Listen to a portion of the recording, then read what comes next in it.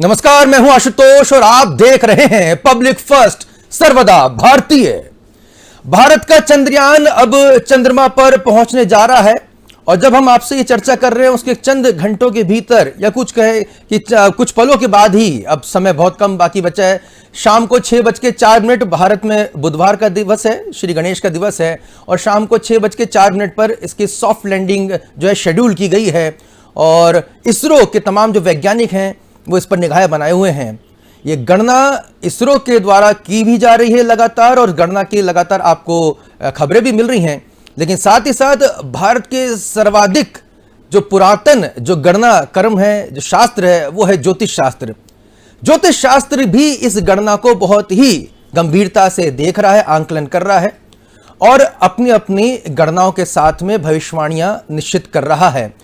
आज public first पर हम सबसे बड़े पैनल के साथ आपको इसी ज्योतिषीय गणना के आधार पर चंद्रयान की सफलता पर जो है प्रश्न पूछेंगे। जो भी आप जानना चाहते हैं, जो आपकी जिज्ञासा है, वो पूछने की कोशिश करेंगे। और हमारे साथ इस समय बहुत ही महत्वपूर्ण पैनल या यूं कहें बहुत ही शानदार पैनल मौजूद है। मैं उनका परिचय आपसे करा देता हूं। हमारे साथ प्रसिद्ध ज्योतिषाचार्य आचार्य राजेश जी मौजूद हैं। आचार्य जी, आपका बहुत बहुत स्वागत है। हमारे साथ पंडित अशोक भारद्वाज जी मौजूद है, जो कि तंत्राचार्य भी हैं, ज्योतिषाचार्य भी। आपका बहुत बहुत स्वागत है पंडित जी। हमारे साथ उज्जैन से पंडित सर्वेश शर्मा जी जुड़ रहे हैं। सर्वेश जी, आपका बहुत बहुत स्वागत है। साथ ही साथ उज्जैन से हमारे साथ पंडित अजय व्यास जी भी जुड़ रहे हैं। पंडित जी, आपका भी बहुत बहुत स्वागत है पब्लिक फर्स्ट पर। धन्यवाद। जय श्री महाकाल। सबसे पहले आचार्य जी, मैं आपसे जानना चाहूंगा, क्योंकि आपको याद होगा कि चंद्रयान को लेकर हमारे सहयोगी चैनल इंडिया फर्स्ट पे आपने एक बहुत बड़ी भविष्यवाणी की थी और वो भविष्यवाणी काफ़ी लाखों लोगों ने देखी थी। अब वही समय एक बार फिर आ चुका है और चंद्रयान को लेकर एक बार फिर जो है आपसे सब जानना चाहते हैं कि 6:04 आज 23 अगस्त का दिन है, बुधवार का दिन है। कितना शुभ जो समाचार मिलने की उम्मीद यहाँ पर भारतीय लगा सकते हैं? उम्मीद आप लगाइए, क्योंकि अब जो चंद्रयान है यह निश्चित रूप से सही समय पर, समय थोड़ा आगे पीछे हो सकता है लेकिन बड़ी सॉफ्ट लैंडिंग करेगा और हम अब एक नए युग की ओर प्रवेश कर रहे हैं। और अभी तक मैंने कहा भी था कि जितने भी चंद्रयान या चंद्रमा पर जो भी खोजबीन हुई है उससे अधिक गंभीर और अच्छी खोजबीन अब हमारा ये चंद्रयान करके आएगा। तो निश्चित रूप से आप उम्मीद लगाएं और मुझे तो लगता है कि देशवासी बड़े प्रसन्न होंगे इस घटना को देखकर और आज की घटना को लेकर आनंदित भी होंगे और सभी लोगों को हमारे वैज्ञानिकों पर गर्व भी होगा। पंडित जी, आगे बढ़ने से पहले एक सवाल और मैं पूछना चाहूँगा आचार्य जी आपसे कि रूस ने अपना लूना भेजा था यान, लेकिन वो सफल नहीं हो सका। रूस स्पेस जगत का बादशाह माना जाता है और कहा जाता है कि अगर स्पेस टेक्नोलॉजी सबसे बेहतरीन किसी के पास है तो रूस और अमेरिका ही दो देश उसमें नाम आते हैं। वो अपना मिशन सक्सेसफुल नहीं कर पाया। इसमें आशुतोष जी मैं बात करूँगा थोड़ी सी आध्यात्मिक। कारण क्या है कि भारत जब से स्वतंत्र हुआ है तब से कई देश भारत को गिराने के लिए बहुत पीछे पड़े हुए थे और आपने देखा 2000 के लगभग भारत के वैज्ञानिकों की हत्याएं करा दी गई और तथाकथित सरकारें भी उनकी सुरक्षा देने में उनको नाकाम रही। वही चीज़ अभी भी आती है और वही चीज़ जब हम सफलता के सिरे पर जब दो लोग जुड़ रहे हो, एक सफलता को पाने के लिए अधीर हो और एक सफलता के लिए बड़े एक सब्र के साथ वो काम कर रहा हो, इन दोनों में जब युद्ध होता है तो जो सब्र के साथ कार्य करता है वहाँ पर जीत जाता है। आपने अभी देखा कि जिस तरह से चंद्रयान हमने शुरू किया, रूस तत्काल अपनी एंट्री की और बहुत तेज़ी के साथ उन्होंने सारे कामों को बढ़ाना शुरू कर दिया। तो जो तेज़ी थी इसमें कई सारी चीज़ों की गलती होने की संभावना रहती हैं और मुहूर्त की बात करें तो उस समय मुहूर्त भी उनका ठीक नहीं था और आखिरी में जाकर वो असफल हुआ। चाहे कितनी भी बड़ी आपकी बातचीत रही हो, लेकिन समय, धैर्य और भगवत सत्ता पर विश्वास, ये बहुत बड़ी बात होती है। और यही कारण है कि हमारे जितने भी शोध हुए हैं, चाहे कोरोना की वैक्सीन का शोध रहा हो, पूरी दुनिया में हम नंबर 1 रहे हैं, और चाहे भारत की अन्य टेक्नोलॉजी का मंगल मिशन रहा हो, सबसे सस्ता रहा, चंद्र मिशन, इतने में तो हमारी एक फिल्मों में से ज़्यादा खर्च हुआ था, उससे कम में हम चंद्रयान का जो मिशन है इसको हम पूरा करने जा रहे हैं। तो यहाँ पर भारत के जो लोग हैं, भारत के वैज्ञानिक हैं और भारत की शासन प्रणाली है, इसका धैर्य जो है वो काम कर रहा है और वो अधीरता के साथ कार्य किया था, इसलिए लोनर जो कहीं ना कहीं नुकसान की स्थिति में रहा और वो अपने काम को सक्सेस भी नहीं कर पाया। और थोड़ा सा उनके अंदर कुछ पाप भी कह सकते हैं भरा हुआ था कि हम चंद्रयान जो 2 हमारा गया था उसकी हम चीज़ों को गोपनीय रूप से ले लें और हम उसका भी डाटा लें और अपना भी लें और बढ़ा के हम पूरी दुनिया में एक नए सिरे से नई चीज़ों को बता दें। तो जब प्रभु देखते हैं किसी के मन में कोई पाप होता है, क्योंकि अब 2012 के बाद सत्य उदित हो चुका है, जैसा मैं हमेशा कह रहा हूँ कि अब विष्णु सदी चल रही है, तो अब सत्य का बोलबाला रहेगा। तो जो जितना सत्य पर आधारित रहेगा, जितना देश के लिए आधारित रहेगा, जितना मानव सभ्यता के लिए आधारित रहकर काम करेगा, वो अब सफल होगा, बाकी लोग इसमें असफल होंगे। पंडित जी, मैं आपसे आगे भी अभी चर्चा करूंगा। पंडित अशोक भारद्वाज जी, सबसे पहले आपकी गणना क्या कहती है? दर्शक जानना चाहेंगे कि कितने सफलता यहाँ पर जो है मिलती नजर आ रही है भारत को। जय श्री महाकाल। ये जो समय चल रहा है उस समय के हिसाब से इसमें सफलता पूर्ण रूप से मिलेगी, और जो मेरा अनुमान है, जो मैंने गणना लगाई है, तो कहीं ना कहीं सायंकाल का समय है और सूर्यास्त के बाद का समय है, तो 7:05 का मुझे पूर्ण उम्मीद है और मेरा विश्वास है कि हम इस कार्य में सफल होंगे। जी बिल्कुल, आपने कह दिया कि मैंने थोड़ा शाम के, वही पंडित जी भी, आचार्य जी भी कह रहे हैं कि 6 से थोड़ा 7 के बीच का समय हो सकता है, उस बीच सफलता की पूर्ण संभावना है। मैं उज्जैन चलूंगा, पंडित सर्वेश शर्मा जी से भी हम जानना चाहेंगे। पंडित जी, सबसे पहले आपकी गणना क्या कह रही है, कितनी सफलता की उम्मीद है? मैं अपने वैज्ञानिकों को बधाई देना चाहूंगा कि उन्होंने जो इतना बड़ा जो की ओर जा रहा है वो निश्चित रूप से सफल होगा। वो सारे देशवासी इस समय पे, सारे धर्माचार्य, सारे धार्मिक स्थानों पे जो अनुष्ठान आदि हो रहे हैं, उनकी सफलता के लिए भी ईश्वर से कामना करते हुए ज्योतिषीय गणना के अनुसार यदि हम विचार करते हैं तो अभी जो हमें ज्ञात हुआ है कि शाम को 6:04 पर लैंडिंग होने की संभावना हो रही है उस समय पर। जी, तो ज्योतिषीय गणना यदि देखा जाए तो शाम का समय वो तो वो रहेगा ही, लेकिन कहीं ना कहीं ये समय कुछ आगे पीछे होने की संभावना अधिक होती है। वो कुछ आखिरी समय में जाके कुछ ऐसा हो सकता है, थोड़ा सा ऐसा जिसको हम लोग जैसे पूर्ण रूप से ये घोषणा नहीं कर सकते कि 100% सफल रहेगा, क्योंकि उस समय की जो ग्रह दशा इसमें दिखाई दे रही है हमें, उसके आधार पर कुछ बाधाओं के साथ मिशन पूर्ण हो जाएगा। थोड़ा और मैं चाहूँगा पंडित जी थोड़ा और स्पष्ट करें कि किस तरह की आप आशंका देख रहे हैं? देखिए, मैं आशंका इस प्रकार देख रहा हूँ कि जो लैंडिंग का समय जो इसमें हम दिखाई दे रहा है हमको, वो ये है कि उस समय में चंद्रमा, केतु, गुरु, राहु ये बिल्कुल आमने सामने बैठे हुए हैं। चंद्रमा भी इस समय पर पीड़ित दिखाई देता है, पर चूंकि सफलता का चांस इसलिए अधिक बनता है क्योंकि वो एक जो अंधकार वाला जो क्षेत्र है, जिस ध्रुव पे वो उतरने वाला है, वहां पे सदियों सैकड़ों सालों से आज तक कोई गया नहीं, और अधिकतर अंधकार से आच्छादित होता है वो, तो वहां सफलता के चांस अधिक है, पर कहीं ना कहीं अंतिम समय कोई गड़बड़ी की आशंका मुझे दिखाई देती है। ठीक है, मैं और आपसे आगे भी चर्चा करूंगा। पंडित जी, पंडित अजय व्यास जी भी हमारे साथ जुड़े हुए हैं उज्जैन से। पंडित जी, सबसे पहले आपकी गणना क्या कहती है चंद्रयान की सफलता को लेकर? ज्योतिष गणना आपकी क्या कहती है? जितने भी दर्शक जुड़े हैं उन सबको शुभकामना, और वैज्ञानिकों को अग्रिम शुभकामना। जो आज का दिन विशेष दिन माना जाएगा, सावन महीना चल रहा है, सनातन धर्म संस्कृति के अनुसार सावन महीना 5वां महीना के रूप में देखते हैं। पंच तत्व के रूप में, जल तत्व के रूप में विशेष करके इस महीने को बताया गया है शास्त्रों में।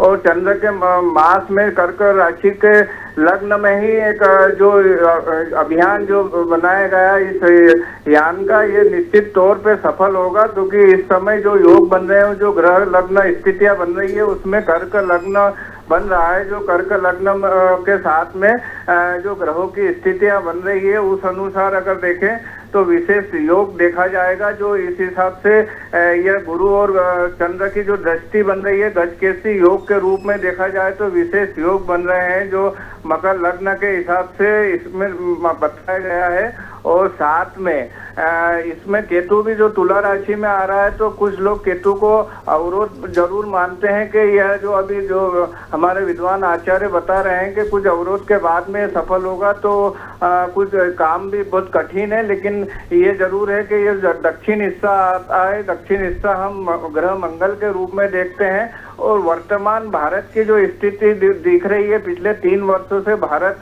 कहीं न कहीं मंगल के प्रभाव से चल रहा है, और मंगल के जो हम 1947 का आकलन करें और सूर्य उदय की कुंडली के अनुसार जो मंगल की महादशा चल रही है, वो इसी प्रकार हमारे देश के प्रधानमंत्री यशस्वी नरेंद्र मोदी जी की भी पत्रिका में वृश्चिक राशि और मंगल की महादशा, एक मंगल का प्रभाव भारत में विशेष रूप से देखा गया है, जो भारत प्रगति के रूप में चल रहा है। और इस समय में और इस लग्न में जो ग्रह स्थितियां बन रही है, विशेष करके सफल लैंडिंग के रूप में देखी जाएगी, क्योंकि विशाखा नक्षत्र में बन रहा है। विशाखा नक्षत्र को हम नाभि नक्षत्र के रूप में देखते हैं, और यह जो निर्णय हुआ है जो विज्ञान के साथ में ज्योतिष शास्त्र को देखते हुए लिया गया है, क्योंकि ज्योतिष शास्त्र पूर्ण तरह गणित और विज्ञान पे आधारित है, जो हमारी ऋषि मुनियों की श्रुति स्मृति का ज्ञान के रूप में बनाया गया है, जो मनुष्य जीवन शैली जो ग्रहों के प्रभाव से और प्रकृति के प्रभाव से जुड़ी हुई है।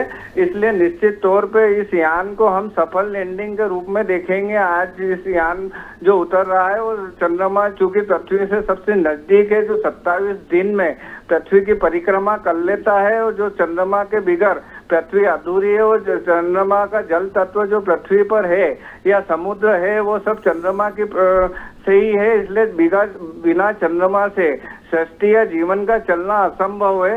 इसलिए वैज्ञानिक तौर पे अगर देखें या वर्तमान दौर में देखें तो ये दिन अनुकूल है, इसमें निश्चित तौर पर सफल होगा। ये हमारी तरफ से भी शुभकामना सभी को।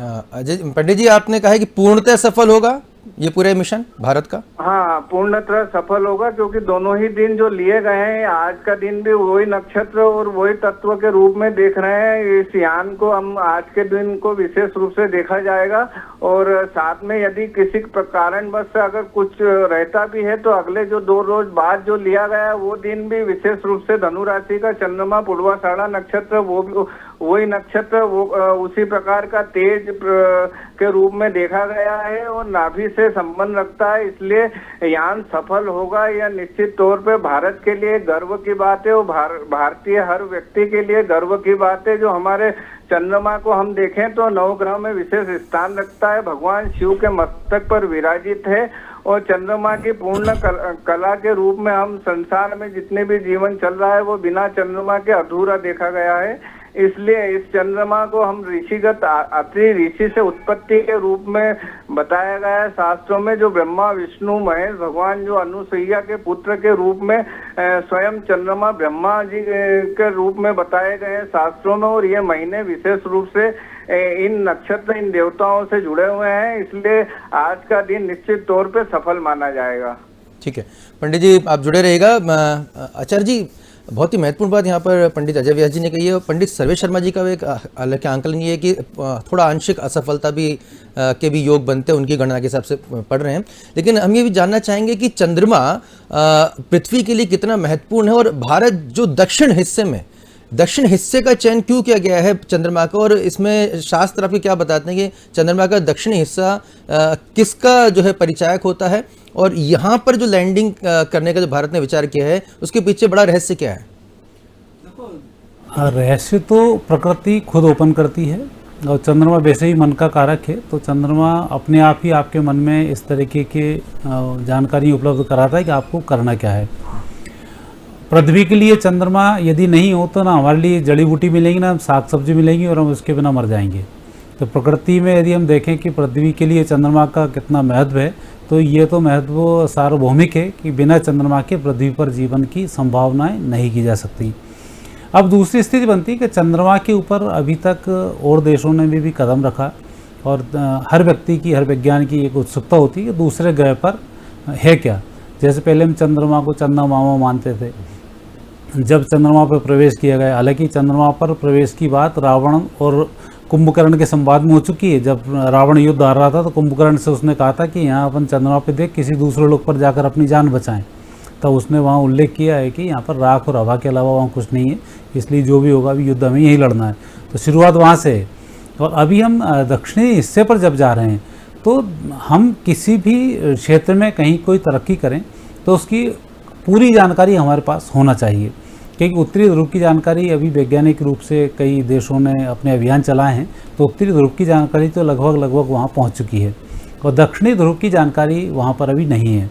और दक्षिणी ध्रुव चूँकि रोशनी नहीं पड़ती है, ठंडा काफ़ी है, और उस ठंडाई में हम पानी ढूंढ रहे हैं, तो बर्फ़ की संभावना ज़्यादा ठंडा हुआ तो वहाँ मिलेगी, मिनरल्स वगैरह की संभावनाएं वहाँ पर हैं। तो चंद्रमा पर एक अध्ययन जो वैज्ञानिक दृष्टि से है, वो तो उनने जितने भी सोचे होंगे कि वहाँ क्या मिनरल्स मिल रहा है, पानी मिल रहा है, नहीं मिल रहा है, ये सब चीज़ें हैं। लेकिन हम ज्योतिष शास्त्र के अनुसार यदि हम चंद्रमा के अपोजिट हिस्से की बात करें, दक्षिणी ध्रुव की हम बात करें, तो दक्षिणी ध्रुव से भी कई प्रकार के ऐसे तत्व उत्पन्न होते हैं जो उत्तरी ध्रुव पर पहुंचकर उसकी चमक के माध्यम से पृथ्वी को इनडायरेक्ट रूप से सफलताओं को प्रदान करते हैं। तो आध्यात्मिक रूप से यदि हम देखा जाए तो इसकी गणनाएं और बड़ी आसान होंगी, और वैज्ञानिक जिस तरह से इस पर रिसर्च कर रहे हैं तो उस रिसर्च का फ़ायदा भी ज्योतिषीय दृष्टि में कहीं ना कहीं से एक लाभकारी सिद्ध होने वाला है। और वहाँ जो भी आपको चीज़ें मिलेंगी, मिनरल्स मिलेंगे या जो खोज मिलेगी, और चूँकि हम इस पूरे मिशन के माध्यम से पूरी दुनिया को हम एक कर रहे हैं और एक करके सबको संदेश देना चाहते हैं, इसलिए चंद्रयान में आपने देखा होगा कि चंद्रयान के समय में पूरी दुनिया के जितने भी थे उन्होंने सबने हमारी अब मदद करना शुरू की, और रूस की यहाँ पर उन लोगों ने मदद नहीं की, विदेशी सैटेलाइट वालों ने। तो ये एक बड़ा प्रश्न है कि हम जब दुनिया को देने जा रहे हैं तो कुछ ना कुछ हम नया इसमें ज़रूर खोज करेंगे। और दक्षिणी ध्रुव का जो विशेष महत्व शीतलता के कारण है, वही शीतलता निकलती है और वही पृथ्वी पर पहुंचती है, और उसी के कारण हमारी जड़ी बूटियाँ उत्पन्न होती हैं। ये कुछ नए विषय आपको वहाँ पर जरूर मिलेंगे। बिल्कुल। पंडित जी, आप तंत्राचार्य भी हैं, चंद्र का तंत्र में भी कोई विशेष महत्व आपको लेख मिलता है? जी, कहीं ना कहीं जहाँ तंत्र की विधा में भाई साहब भी हमारे सामने बैठे हुए हैं, तो इनके सामने बोलना उचित नहीं है, लेकिन आपने प्रश्न रखा है। तो चंद्रमा और केतु ये दो ग्रह ऐसे हैं कि इनके बगैर तंत्र चलता भी नहीं है, और दूसरा जो है व्यक्ति तांत्रिक बन भी नहीं सकता है। तो हालांकि मैं कोई तांत्रिक नहीं हूँ, लेकिन जहाँ मैंने देखा है कहीं ना कहीं चंद्रमा के ऊपर ही निर्भर है। जैसे कोई भी तांत्रिक क्रियाएं करता है तो आप उसको देखना, कहीं हाथ पैर चलते रहेंगे, कहीं सर चलता रहेगा, कहीं वो घूमता रहेगा, तो चंद्र पे ही निर्भर रहता है। और बाकी कहीं ना कहीं केतु का जो प्रभाव है, तो चंद्र केतु को जैसे अपन बोलते हैं ग्रहण योग बन गया, लेकिन ये ग्रहण योग नहीं, कहीं ना कहीं एक दूसरे का एक बहुत ही सुंदर योग बनता है जो कि इसके तंत्र में काम आता है। जैसे बटुक साधनाएं ले लें, तो बटुक साधनाओं में जिनका भाग्यस्थ केतु, भाग्य स्थान में केतु बैठा रहेगा, तृतीय घर में राहु बैठा रहेगा, ऐसे लोग इस क्रिया में काफ़ी आगे आते हैं। और वर्तमान में हम जहाँ देख रहे हैं, तो आज के लिए भी विक्रांत भैरव बाबा उज्जैन में एक रात्रिकालीन एक प्रयोग चल रहा है, जो कि अभी लगभग 8 साढ़े 8 बजे पूरा होगा। और वहाँ भी इस प्रयोग से जो उम्मीद बनी है कि हम जो समय हमने बताया कि आपको 7:05 का, तो कहीं ना कहीं हम इसमें पूर्ण रूप से सफल होने वाले हैं। ठीक है। पंडित अजय व्यास जी, ये एक महत्वपूर्ण प्रश्न है कि पहला जो हमारा चंद्रयान पहला था, चंद्रयान 1, वो सफल नहीं हो सका था, तब क्या परेशानी आप अपनी गणना के आधार पर देखते हैं, और अब आपको क्या लगता है कि ऐसा मौजूदा वक्त में ऐसा नहीं हो पाएगा? सही है? तो विफलता का कुछ कारण हम देखें तो सनातन धर्म संस्कृति में मुहूर्त का विशेष रूप से प्रभाव देखा गया है। जब हम 16 संस्कार करते हैं, शुभ कार्य करते हैं, तो प्रत्येक चीजों का हम नक्षत्र मुहूर्त के अनुसार ही कार्य करते हैं, जब जाके जीवन सफल देखा गया है। पिछले हमारे जो जिन यान में असफलता का कारण केंद्र यही रहा कि वो मुहूर्त और उस समय जो ग्रहों की स्थितियां थी वो कहीं ना कहीं विपरीत थी। और उस समय भी हमने आप ही के द्वारा चैनलों के माध्यम से बताया भी था कि ये जिन नक्षत्रों में जिस प्रकार से किया जा रहा है, इसमें यह कारण हो सकता है असफलता का। लेकिन अभी वर्तमान दौर में हम जो जितने भी हम यान के इनको देख रहे हैं हम, के जिन ग्रह नक्षत्रों में और सावन में जैसा महीना लिया गया, इन्हें विशेष करके नक्षत्रों से अनुसार और ग्रहों के अनुसार विशेष रूप से देखा गया है कि इस बार यह मुहूर्त के अनुसार किया जा रहा है। तो निश्चित तौर पे आज का मुहूर्त और आने वाली 26-27 तारीख का भी मुहूर्त नक्षत्र उस अनुसार इनको हम अंधलोचन नक्षत्र के रूप में देखते हैं, जिसमें निश्चित तौर पे सफलताएं मिलती है। और तिथि के अनुसार भी आज भी तिथि सप्तमी तिथि अच्छी है, और आने वाली जो तिथियां उस दिन भी जो तिथि अच्छी ले रहे हैं। ग्रह योग के अनुसार भारत के लिए एक विशेष योग संयोग चल रहा है कि शनि का स्वग्रही कुंभ राशि में होना, मेष राशि जो मंगल भूमि के रूप में देखते हैं उसमें गुरु बृहस्पति का चलना, जो भारत के विशेष रूप से धार्मिक ध्वजा के रूप से हम देखें तो विशेष रूप से यह महीना माना जाएगा। और साथ में अन्य सूर्य को हम देखें तो स्वयं सिंह राशि में चल रहे हैं ऐसे में, और सिंह राशि में सूर्य होना है ना, उगता सूरज के रूप में भारत को पूर्व उत्तर के रूप में हम भारत को देखते हुए आए हैं। और पिछली गणनाओं में भी हमने देखा है जो जो कार्य अभी भारत में जो हो रहे हैं वो जिन नक्षत्रों में हो रहे हैं, और इसलिए भारत अभी आगामी दिनों में आगे बढ़ा है। और यह विशेष महत्वपूर्ण समय चल रहा है जो भारत के लिए अगले 1-2 साल बहुत महत्वपूर्ण रहेंगे, खास करके अभी का समय, मौजूदा और आज का दिन, ऐसे ये जो दिन रहते हैं जो वर्षों में आते हैं, ऐसे योग संयोग के अंतर्गत में सफलता भी मिलेगी और आने वाले दिनों में देश और आगे तेजी से बढ़ेगा ऐसे में। ठीक है, पंडित अजय व्यास जी, चंद्रमा को लेकर क्या भारतीय पुराणों में कोई जिक्र मिलता है, कुछ उल्लेख मिलता है कि इससे पहले भी चंद्रमा पर कोई मनुष्य जो है गया हो, भारतवंशी गया हो या विश्व से कोई गया हो और वहां पे चंद्रमा की खोज की हो? कोई मानव का जो है चंद्रमा पर प्रवेश के को उल्लेख भारतीय पुराणों में कहीं मिलता है, इतिहास में कहीं मिलता है? पंडित सर्वेश शर्मा जी। देखिए, पुराणों में उल्लेख भी निश्चित तौर पे मिलेंगे, लेकिन ये जरूर है कि चंद्रमा मन का कारक है और हमारे वो उनकी श्रुति स्मृति का ज्ञान इतना रहता था कि वो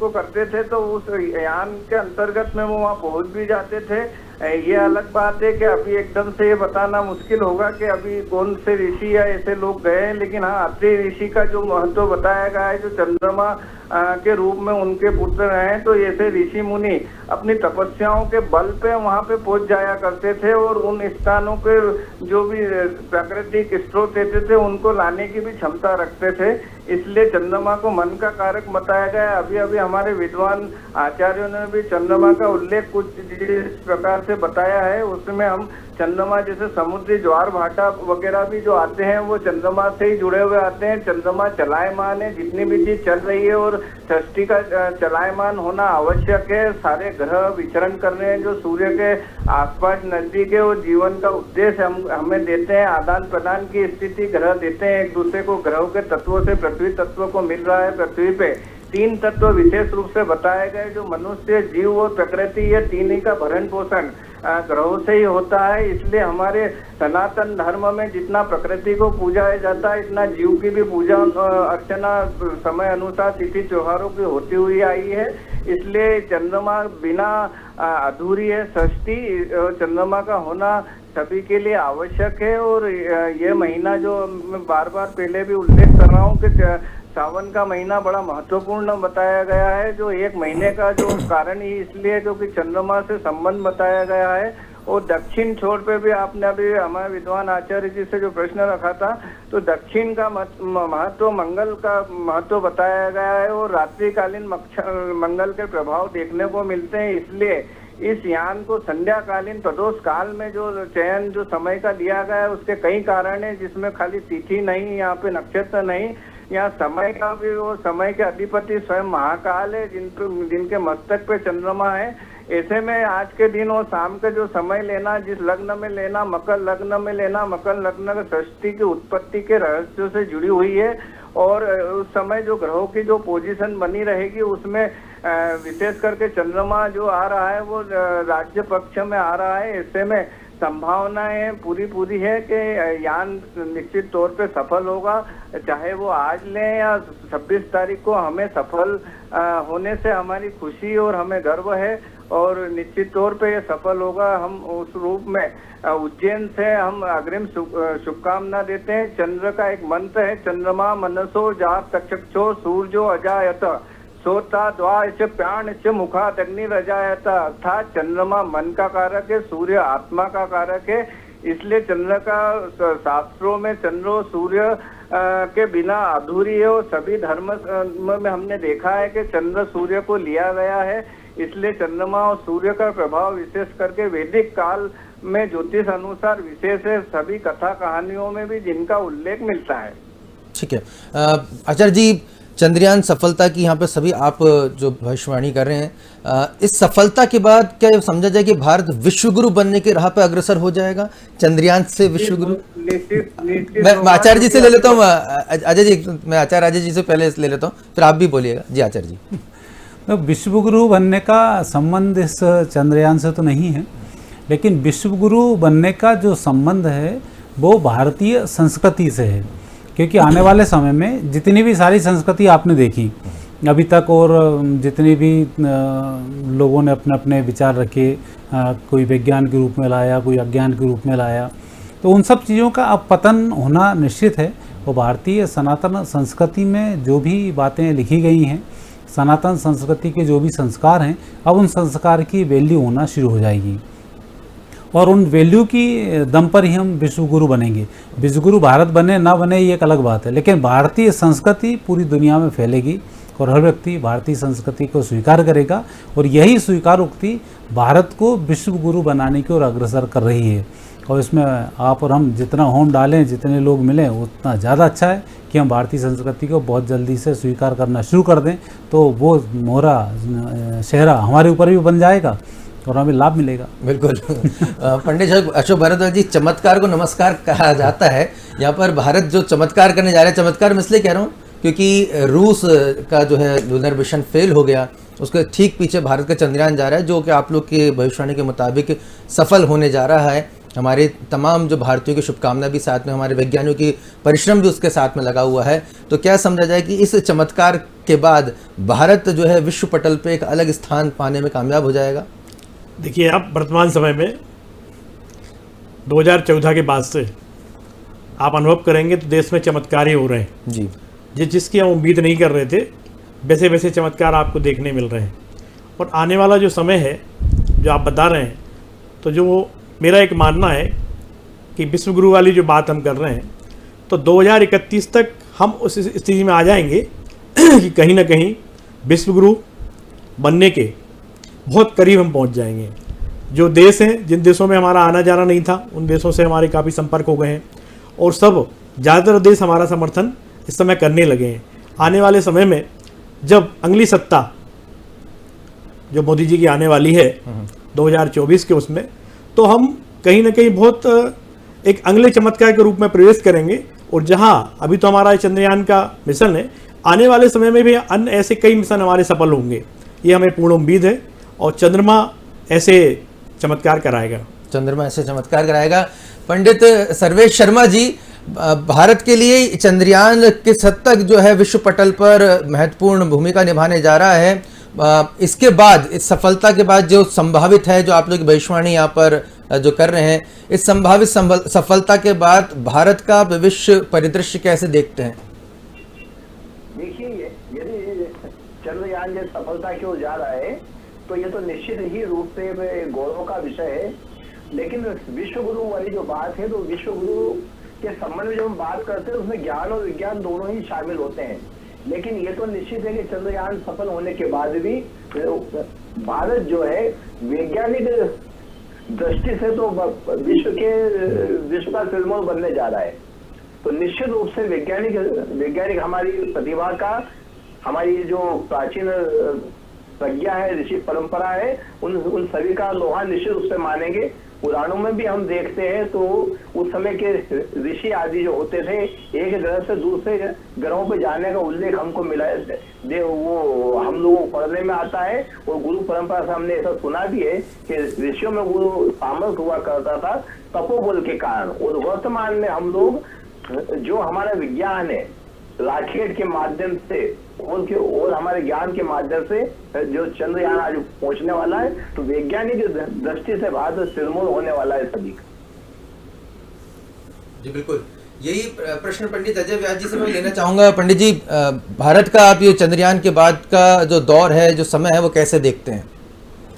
निश्चित तौर पे भारत के लिए सफलता ही मानी जाएगी, क्योंकि भारत प्राचीन काल से अगर देखा जाए तो भारत का ही अस्तित्व हमें दिखता हुआ आया है। ऋषि मुनियों से सारे विश्व में जितने भी, जैसे इंडोनेशिया से लेके अन्य कई देशों में हमें प्राचीन मूर्तियां जो मिलती हुए आ रही है, वो ये हमें भारतीय संस्कृति और सनातन धर्म संस्कृति ही शुरुआत में आई है, ये भी दर्शाती आई है। और आने वाले समय में चंद्रमा के पास वैज्ञानिकों को पहुंचने से और भी चीजों का, भारत के सनातन धर्म संस्कृतियों की जानकारी विश्व पटल पर दिखेगी।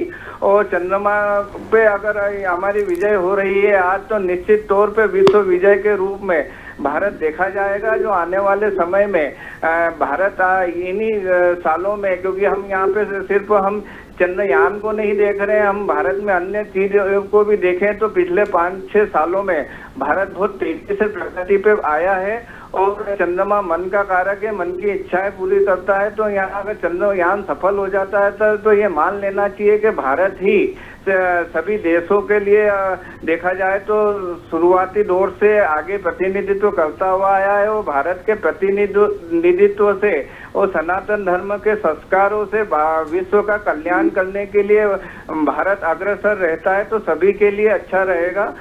और इस महादशा में जो अभी वर्तमान में नरेंद्र मोदी जी की भी जो मंगल की महादशा है, तो मंगल को हम सेनापति के रूप में देखते हैं। तो यहाँ आने वाले वर्षों में भारत को आगे ले जाने के लिए वैज्ञानिक और हमारे देश के जो गणमान्य जो नेतागण हैं, ये निश्चित तौर पे भारत को आगे ले जाएंगे। और 50वां संवत्सर चल रहा है, जो हम भगवान शिव के संवत्सर के रूप में देख रहे हैं। जो भगवान शिव समय के अधिपति देखे गए हैं, तो यह समय देखा जाए तो भारत के लिए विशेष समय कहलाएगा इसी वर्ष में। बिल्कुल, बहुत ही विशेष समय कराएगा। आचार्य जी, क्या वजह है? एक बड़ा सवाल ये होता है कि हमारे देश में, अब मैं सिर्फ भारत खंड की बात नहीं कर रहा हूँ, क्योंकि अब तो जो भौगोलिकता है वहाँ सिमट के हमारा क्षेत्रफल बहुत कम हो गया है। चलिए इसी को अगर हम आधार ले लें तो यहाँ पर काफ़ी लाखों सालों से हजारों साल पुरानी वेदशालाएं बनी हुई हैं। जिस तरह से आप तमाम जो ज्योतिषाचार्यों से यहाँ पर हमारे दर्शक भी सुन पा रहे हैं कि हमारे तो ये हजारों साल पुरानी जो है हमारा इतिहास, हमारे ऋषि मुनियों की गणनाएं यहाँ पर मौजूद है। फिर क्या वजह है कि हमें दोबारा से जो है विश्व के सामने खुद को साबित करने की नौबत आ रही है, जबकि प्रमाण ये सब कुछ ये साबित करते हैं, जहाँ भी खुदाई होती है वहाँ से क्या निकलते हैं आप खुद देख रहे हैं। तो उसके बावजूद भी ये कैसा दौर है, और ये इसे आप विडंबना के तौर पर देखते हैं? और इसके अगर ऐसा है तो क्या कारण है कि भारतवर्ष को इस तरह का जो है यहाँ पर खुद को साबित करने की यहाँ पर जरूरत आन पड़ी है? इसमें ऐसा नहीं है। इसमें सबसे बड़ी बात तो ये कि हमारी संस्कृति समृद्ध हुआ करती थी, ये एक क्वेश्चन उठता है। बाद में जो हमारे अंधेर नगरी चौपट राजा आए, इन्होंने संस्कृति को नष्ट करना शुरू कर दिया।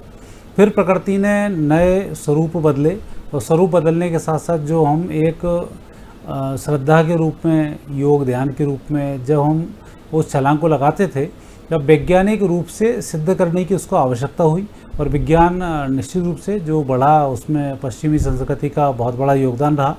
खाली कहने से पुष्पक विमान हमने बनाया, इससे ही काम नहीं चलता है, आपको करके भी दिखाना होता है। तो संस्कृति ने कम से कम हमें वहाँ से यहाँ तक लेके आए। और आज वो समय है कि कॉन्सेप्ट हमारे ही थे, उन पर रिसर्च उन्होंने की है, तो निश्चित रूप से उनके लिए इसका लाभ मिला और अभी तक वो उस चीज़ को क्लियर कर पाए।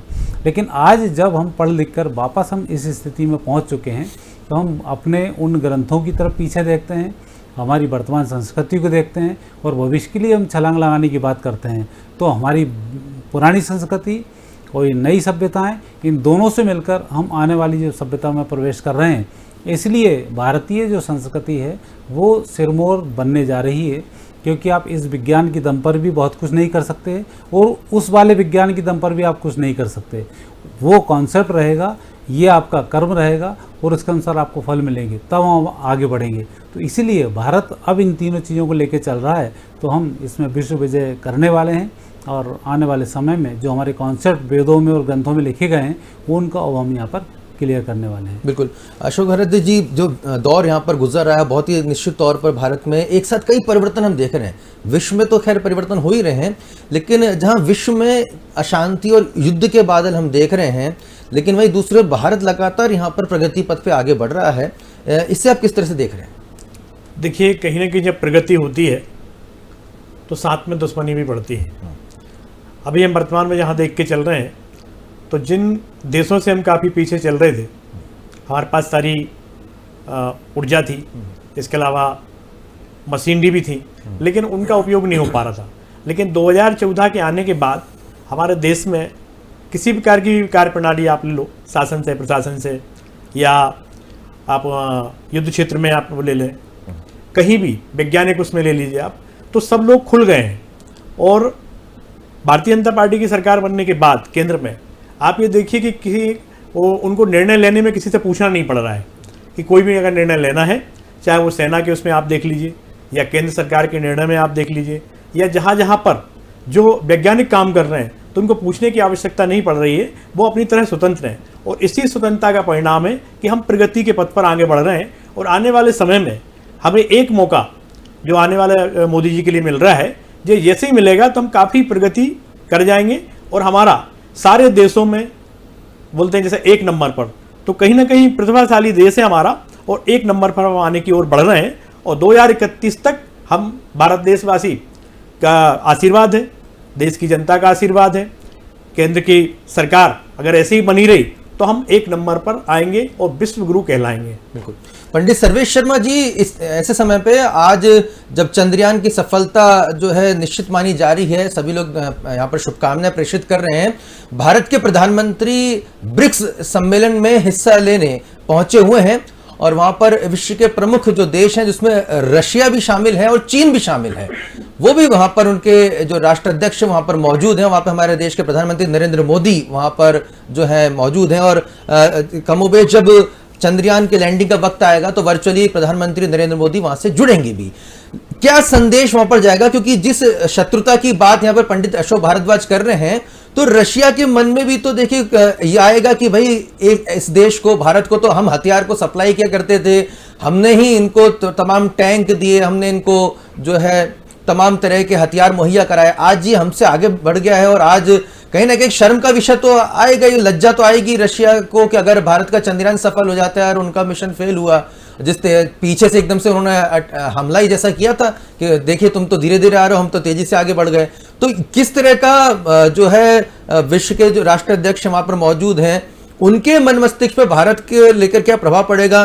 क्या उसे सहृदयता से लेंगे या फिर शत्रुता का भाव या ईर्ष्या का भाव जागृत होने की संभावना आप देख रहे हैं? पंडित सर्वेश जी, देखिए, ईर्ष्या का जो भाव था वो तो सामने आ गया कि हमारा जब यान वहां जा रहा था तो जल्दबाजी में एकदम से अपना यान भेजना चाहा उन्होंने, और उसके बाद उसका जो हमने देखा है असफलता उसकी देखी है।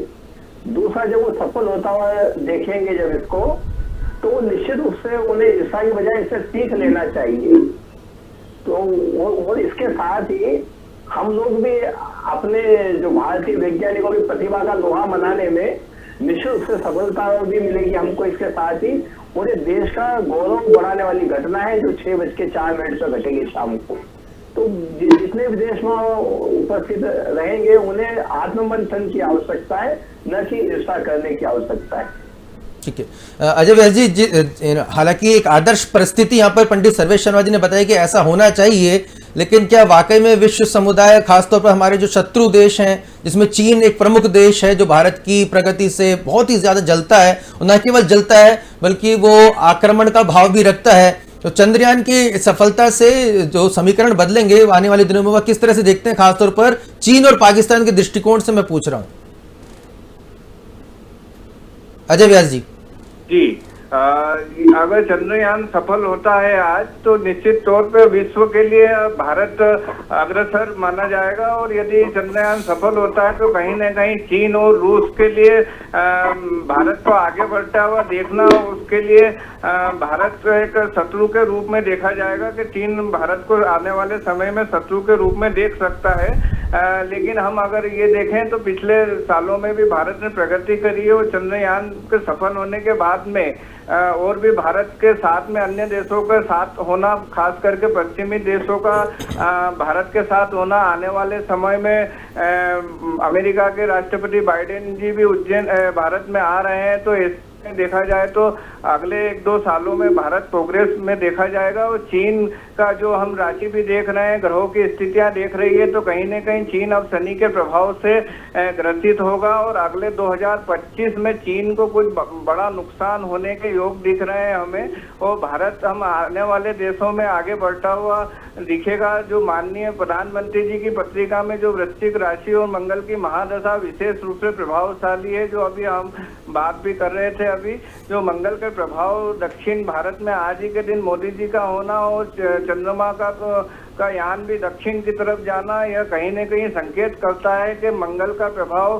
भारत की भूमि पर विशेष रहा है पिछले प्राचीन कालों में भी, और वर्तमान दौर में वापस एक जिस समय का भी समय होता है उस रूप में भारत का एक समय वापस से एक उस रूप में आ रहा है, जो कई सालों बाद ऐसा योग बन रहा है कि भारत फिर से विश्व का प्रतिनिधित्व करेगा आने वाले समय में। वहाँ देखें तो भारत की उन्नति देखेंगे, चीन को हम पीछे होता हुआ देखेंगे आने वाले समय में। चीन को पीछे होता देखेंगे। आचार्य जी, लगातार हम सोशल मीडिया के जरिए, इंटरनेट मीडिया के जरिए पाकिस्तान की पब्लिक के बारे में भी जान रहे हैं। वो भारत के चंद्रयान को लेकर जो है बहुत ही उत्साहित है और वो अपने जो है राजनेताओं को बड़े कोस रहे हैं कि देखिए हमारा तो कुछ भी स्पेस टेक्नोलॉजी में शून्य है, जीरो है, सिफर है, और भारत कितनी तेजी से आगे बढ़ रहा है। और वहाँ इस तरह की जो बातचीत होने लगी है, तो पाकिस्तान को देख के अगर हम कहें कि हमारे अगर चंद्रयान सफल होता है, वहाँ की पब्लिक सेंटिमेंट जो है वो कहने के भारत की तरफ होती नजर आ रही है, प्रशंसा कर रही है भारत की। देखो, इसके उत्तर में तो भारत का जो विभाजन हुआ है वही गलत हुआ है। पाकिस्तान की पब्लिक ने चाहे नहीं था, भारत हमें चाहिए। भारत चाहिए था इन बांग्लादेशियों को और उत्तर प्रदेश और भारत के पूर्वी क्षेत्र में बैठे हुए इन मुस्लिमों को चाहिए था इनको अलग देश, उनको तो रख लिया भारत में, जो नहीं चाहिए था उनको दे दिया पाकिस्तान। इसलिए पाकिस्तान की आवाम हमेशा भारत के साथ रही है और अभी भी रहती है। जरा सी कुछ हरकत करते हैं तो वहाँ की जनता वहाँ के नेताओं के पीछे पड़ जाती है। तो वो तो भारत के लिए, और आज भी लोग जाने को तैयार है। आज देख रहे हो कितनी लड़कियाँ भारत के लोगों से शादियाँ करना चाहती हैं या रह के बसना चाहती हैं। तो वो स्थिति तो ये है कि वहाँ की आवाम तो भारत के साथ में है। और आपने देखा कि पाकिस्तान पहले जब विभाजन हुआ था उस समय में अफगानिस्तान पाकिस्तान व्यापार के बहुत बड़े केंद्र हुआ करते थे, और जब भारत विभाजन हुआ था तो भारत की स्थिति बहुत ख़राब थी। और यही कारण है कि जब वहाँ से जो सिंधी लोग सिंध प्रांत छोड़कर भारत में आए, चूँकि व्यापारी मानसिकता के थे, तो उन्होंने आज भारत के व्यापार को कहाँ से कहाँ पहुँचा दिया। तो वो स्थिति यदि वहाँ की देखते हैं जनता की, तो निश्चित रूप से भारत के वो साथ में हैं और उनकी शुभकामनाएं भी हमारे साथ में, और हम लोग मिलकर तरक्की भी करेंगे। और आने वाले समय में जब पाकिस्तान का जो तथाकथित इनके नेता हैं और हुक्मरान हैं और जो आतंकी जिस तरह से सोच रहे हैं कि हम भारत पे कब्जा करेंगे, ये सब नष्ट होंगे। तो भारत तो वैसे ही, मैं कब से बोल रहा हूँ कि जो हमारा जम्बूद्वीप पूरा था वो हम वापस होने वाले हैं। महर्षि अरविंद ने भी कहा है कि भारत में पाकिस्तान भी मिलेगा, बांग्लादेश भी मिलेगा, अफगानिस्तान भी मिलेगा, म्यांमार भी मिलेगा, भूटान, ये सारे जितने भी अभी सपोर्ट भी करते हैं, तो मलेशिया सब भारत के हिस्से कुछ समय के बाद होने वाले हैं। इसमें बहुत ज़्यादा अब दिन दूर नहीं है। सिर्फ जो विधर्मी और जिस तरह से उपद्रवी तत्व हैं, इनके नष्ट होने की देरी है। अब उनका समय शुरू हो चुका है नष्ट होने का। तो भारत अब पूरे विश्व में डंका बजाएगा। और इस तरीके की, अभी तो ये मैंने पहले ही कहा था आपसे कि भारत 2022 से लेकर 2025 तक ऐसी शोध करेगा, वो अपने वीडियो में भी डला होगा, कि दुनिया देखकर दंग रह जाएगी। तो वो स्थिति भारत की चल रही है। तो नहीं चाहेंगे आप सफल हो गए तो जब आपका कोई दोस्त जिससे आप चिढ़ते हो यदि फर्स्ट क्लास से आया था, तब मरे मन से ही उसको शुभकामना दे देते हो। तो वो स्थिति अब यहाँ बनने वाली है। एक सवाल मैं आप सभी से लूंगा, काफी कम समय बचा है। आचार्य जी, आप ही से मैं शुरुआत कर रहा हूँ। ये दृश्य हमने चंद्रयान के जब लॉन्च हुआ था तब उस समय भी पूछा था आप सभी महानुभावों से, एक बार मैं प्रश्न पूछ रहा हूँ।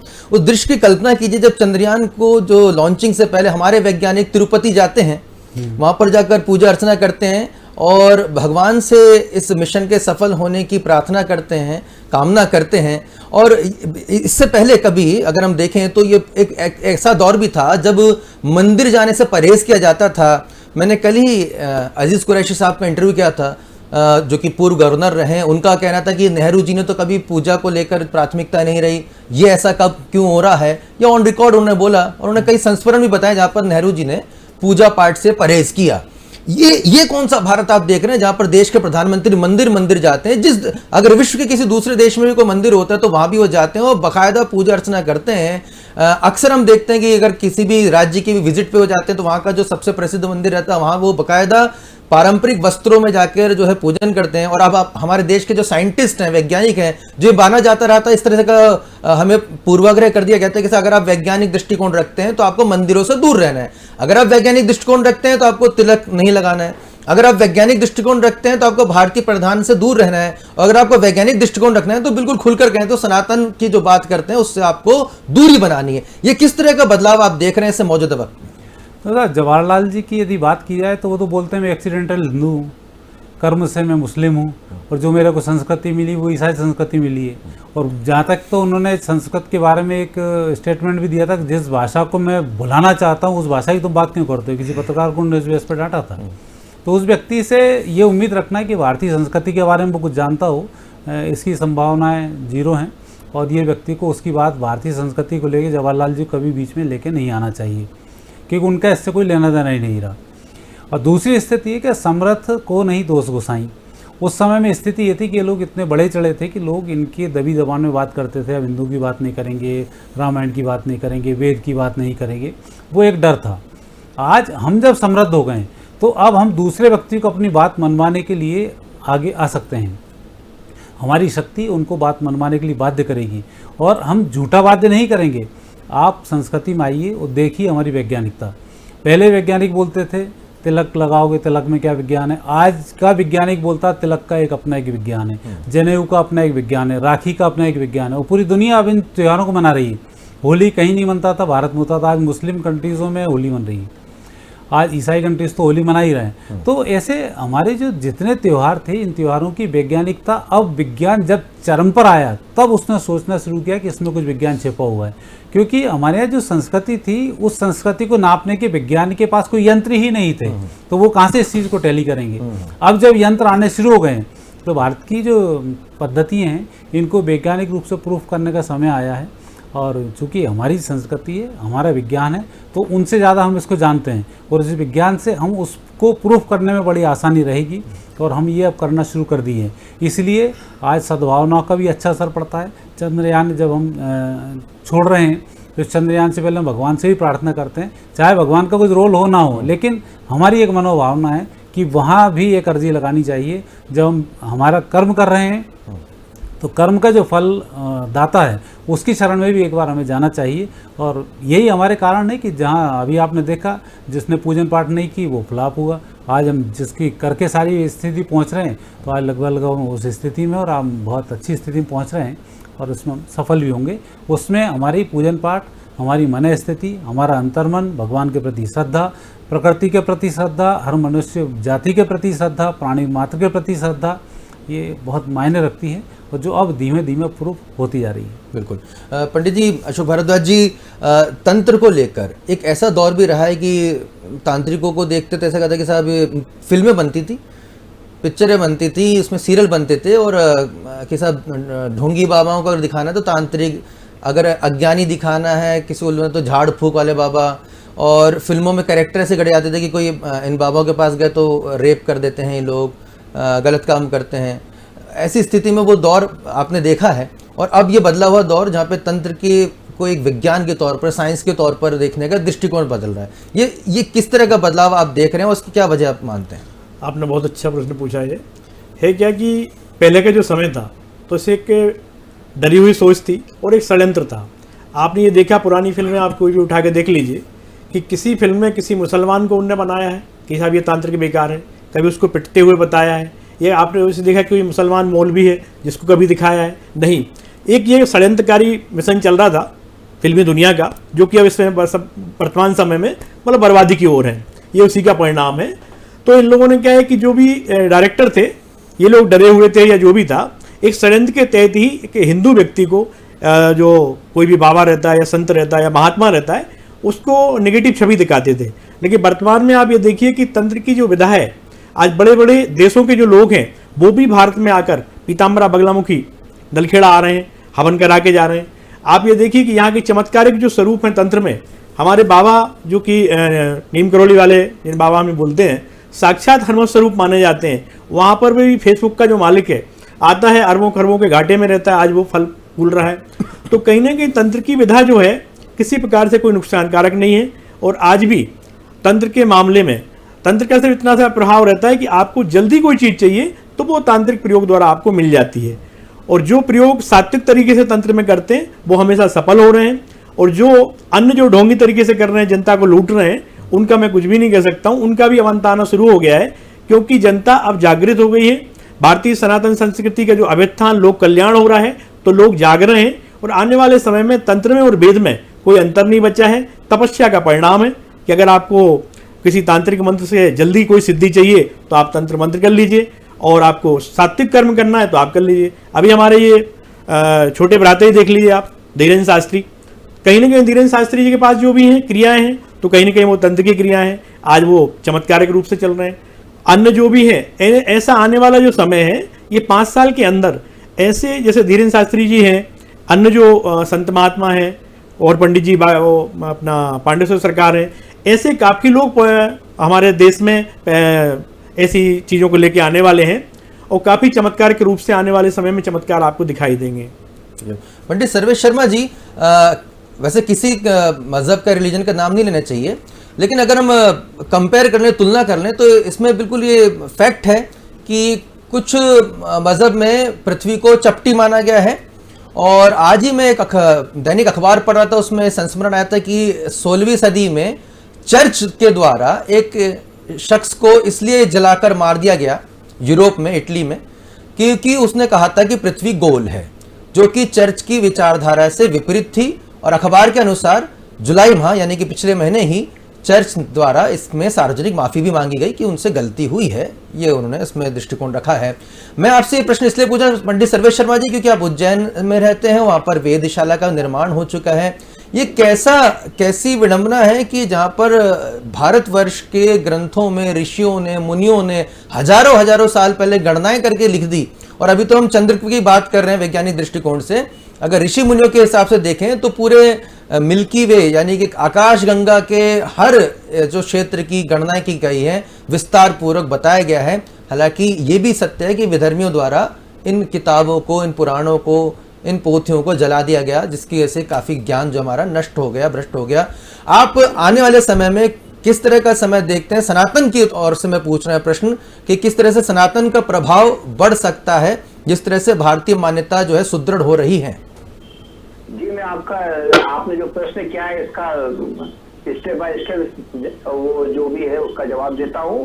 देखिए, जिन शास्त्रों में ये लिखा है कि पृथ्वी गोल नहीं है, चपटी है, और इसके पहले भी जब किसी ने जब गोल की घोषणा की थी ईसाइयत ने, तो उस समय में उस गोल बताने वाले की हत्या कर दी गई थी, और बाद में उन्होंने जो हत्या की थी उसके लिए माफी मांग ली। पर बहुत सारी संस्कृतियां ऐसी है जो अपने चिंतन की, जिसमें स्वतंत्रता नहीं है, जो जहां पर सुन लिया, जो बोल दिया उस पर अड़ी है, चाहे सत्य चाहे कैसा भी हो, कुछ भी हो। आज वैज्ञानिक इस बात को मान चुके हैं, और हमारे शास्त्रों ने हजारों साल पहले भास्कराचार्य आदि हमारे जो आचार्य हुए ज्योतिष के, उन्होंने घोषणा की, स्पष्ट रूप से की है कि पृथ्वी गोल है, और वही वैज्ञानिकों ने बाद में माना। पर अनेक धर्म और संस्कृतियां वैज्ञानिक नहीं है, तो जो वैज्ञानिक नहीं है वो विज्ञान द्वारा स्थापित सत्यों को स्वीकार कर भी नहीं सकते, तो उनसे ऐसी अपेक्षा तो क्या की जावे। रही बात हमारे ब्रह्मांड की, तो हमारे ब्रह्मांड में आध्यात्मिक ऊर्जा के द्वारा और ध्यान की शक्ति के माध्यम से हमारे सारे ऋषि मुनियों का नियंत्रण था।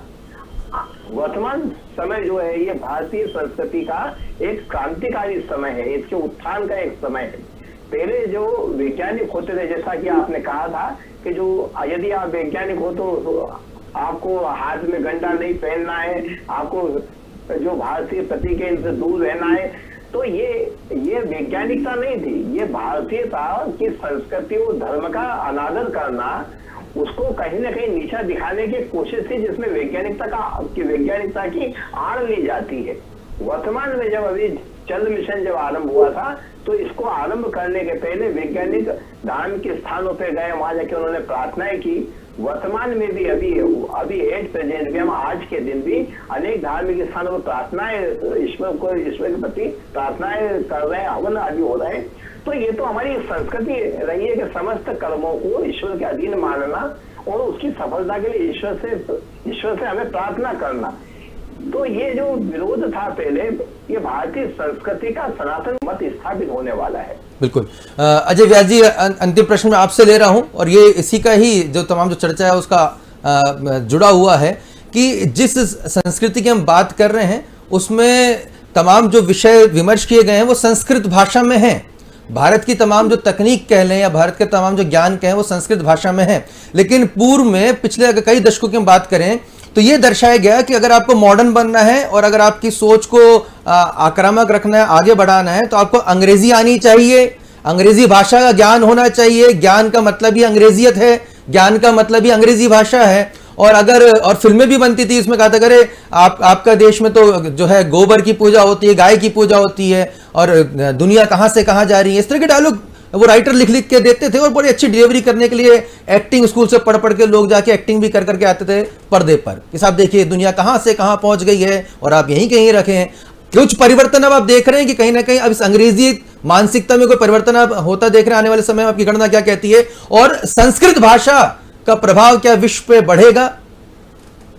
जी, निश्चित तौर पे क्योंकि वैदिक ज्योतिष शास्त्र के अंतर्गत में हमारे जितने भी शास्त्र और पुराण हैं, उनके प्राचीन काल में शुरुआती दौर में ही श्रुति स्मृति ज्ञान से ऋषि मुनि को प्राप्त हुए थे, ईश्वरी कृपा आशीर्वाद से।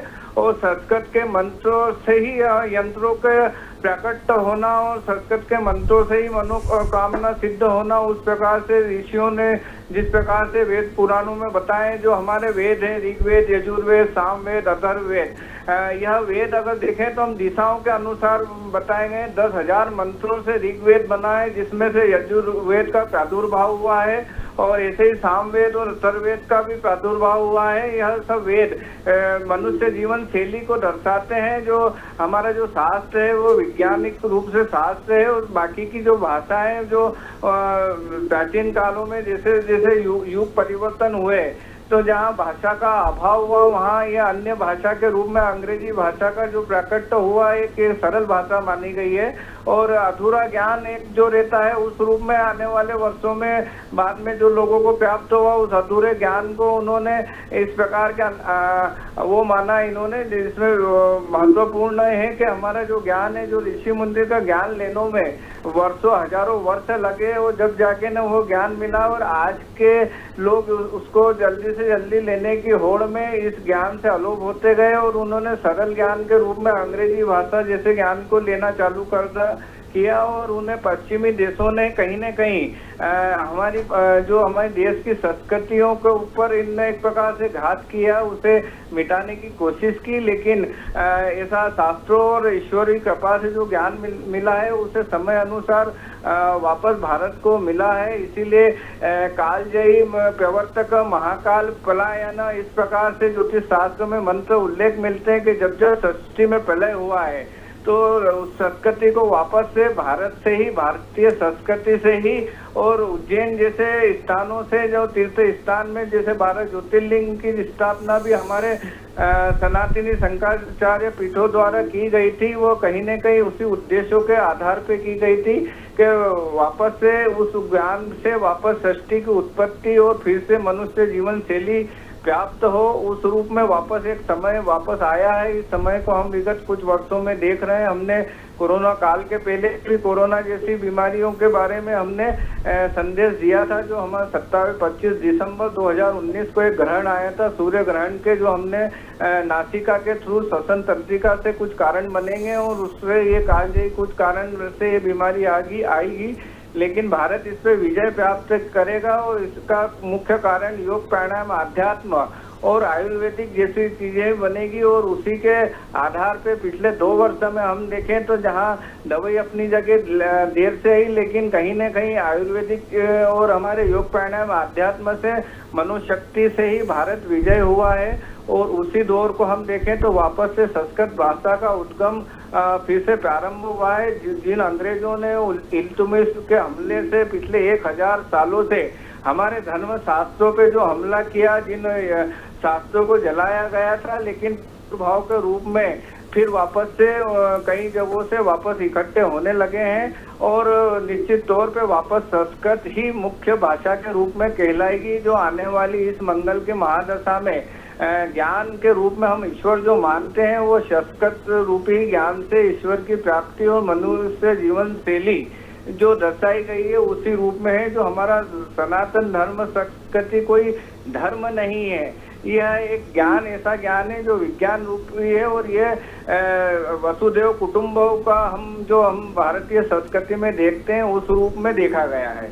बिल्कुल, बहुत बहुत धन्यवाद आप सभी ज्योतिषाचार्यों का, आचार्य राजेश जी, पंडित अशोक भारद्वाज जी, पंडित सर्वेश शर्मा जी और पंडित अजय व्यास जी। आप सभी पब्लिक फर्स्ट से जुड़े, महत्वपूर्ण यहाँ पे गणना आपने की और लैंडिंग से पहले आप लोगों ने अपनी गणना के आधार पर ये भारतवासियों को ये शुभ समाचार सुनाया है कि हम सफलता की ओर आगे बढ़ रहे हैं और विश्व पटल पर सिर्फ चंद्रयान ही नहीं बल्कि भारतीय संस्कृति का परचम जल्द ही लहराने जा रहा है। आप सभी पब्लिक फर्स्ट पे जुड़े आप सभी का बहुत बहुत धन्यवाद।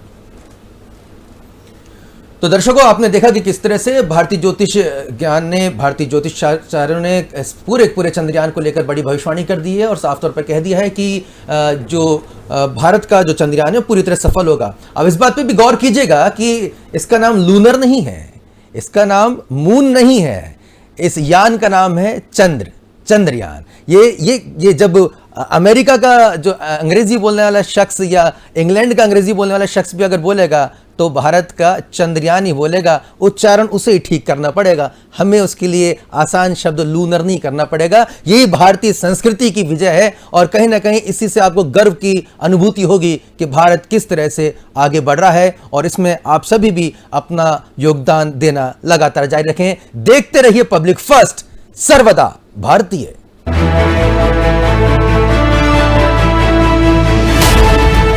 ये है इंडिया फर्स्ट कम्युनिकेशन और आप देख रहे हैं पब्लिक फर्स्ट, सर्वदा भारतीय।